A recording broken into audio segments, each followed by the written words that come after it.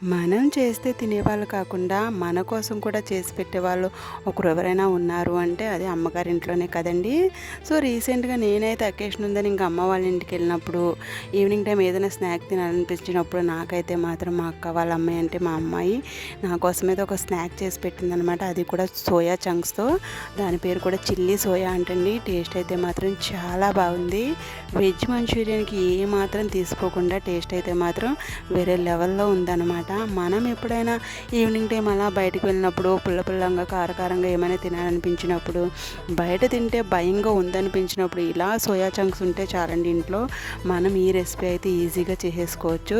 So చూస్తున్నారు కదా process చాలా బాగా చేసింది. టేస్ట్ కూడా ఏమాత్రం పులుపు కానీ కారం కానీ ఏది ఎక్కువ తక్కువ అవ్వకుండా చాలా పర్ఫెక్ట్గా చేసింది. నాకైతే మాత్రం టేస్ట్ మళ్ళీ మళ్ళీ తినాలనిపించేలా అనిపించింది అనమాట. మరి మీరు ఎప్పుడైనా తిన్నారా?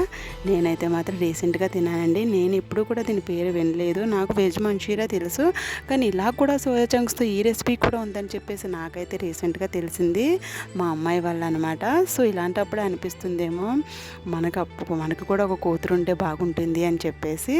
సో నాకైతే మాత్రం టేస్ట్ చాలా బాగా నచ్చింది. ఏమంటారు? వీడియో నచ్చితే ఖచ్చితంగా లైక్ చేయండి, మన ఛానల్ అయితే సబ్స్క్రైబ్ చేసుకోండి friends. Thanks for watching.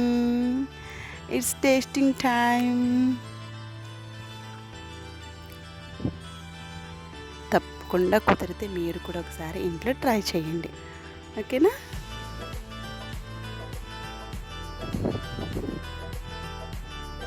Bye bye.